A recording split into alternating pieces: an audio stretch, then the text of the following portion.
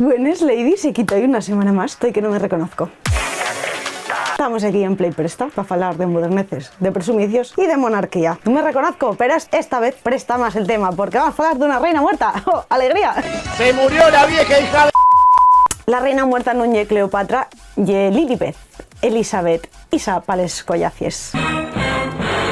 Bueno, que voy a hablar de el funeral de Isabel II, la de Inglaterra, no la de España. Estoy todo muy lioso. Bueno, el caso es que cuando murió la reina, pues yo estaba emocionadísima, pues como buena lady, dama victoriana que soy, que me pirren los pompes fúnebres victorianes, y estaba esperando, pues joder, y era reina, esto tenía que ser un acontecimiento mundial, una cosa, un desfile precioso. Y resulta que no, ni carroza con caballos, ni nada, llevaban a la paisana allí en un cachón normal y corriente, tirado por militares, que ni carroza ni nada, era un carro del país aquello.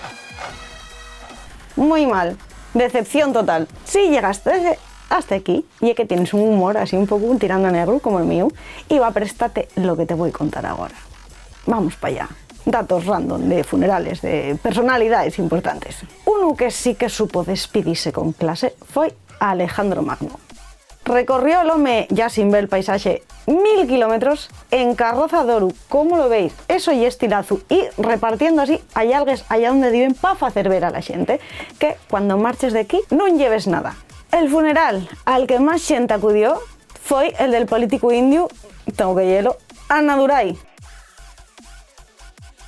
En 1969, no tengo ni repasar la idea de quién era este paisano, pero digo pues que el su funeral sal en el libro Guinness de los récords, porque fueron a él 15 millones de personas. El de Lady Di, que no podía faltar en esta lista, cuenta como el funeral más seguido por la tele. Tuvo 2,5 millones de espectadores en la tele y había 2000 invitados, pero vamos, que esto al lado del de Annadurai da un poco la risa porque no era nada. Invitados a Bondo tenía también el funeral de Michael Jackson, el rey del pop, por seguir con aquello de lo de la monarquía.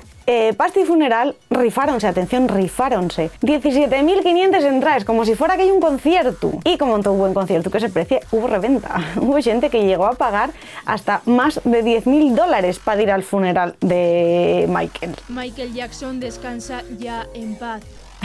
Otro funeral, por el que la gente pagó entrada, que por lo visto esto pues debía estar de moda o lo que fuera. ¿Vais a pagar entrada para el mío? No sé. Bueno, da igual. Otro funeral para el que la gente pagó entrada fue el de Judy Garland. 20.000 personas apoquinaron ahí la panoja para ir a despedirse de Dorothy. Somewhere over the rainbow skies are blue. A ver, tengo que reconocer que yo soy una persona peculiar hablando de estos temas porque soy la típica que cuenta chistes en un tanatorio. Y en realidad estoy orgullosa de ser así, ¿no? ¿Para qué os voy a engañar? El último funeral que os traigo, y el que más me presta, porque ya tragicómico.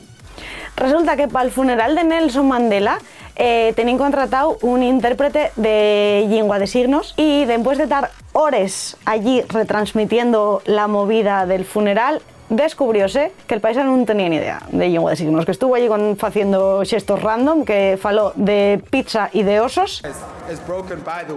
Y estoy un poco como cuando quieres adornar un poco el currículum y luego resulta que vas a tener les manes. Y para afinar con este capítulo y como premio por haber llegado hasta aquí, si vos presta esto de les pompes fúnebres, voy a recomendaros dos cosas. Una visita, si vais a Barcelona, no podéis desear de ir al cementerio de Montjuïc porque tienen un museo de carruajes fúnebres y además hieren cuando se usan municipales, y una cosa que a mí de hecho me la cabeza yoca. Y otra cosa os quiero recomendar, una peli que no son de ta, pero es buenísima, yo en su día vi la tropecientes mil veces, Funerarias S.A. Vale, gracias por escucharme toda esta movida de los pompes fúnebres. Hasta la semana que entra.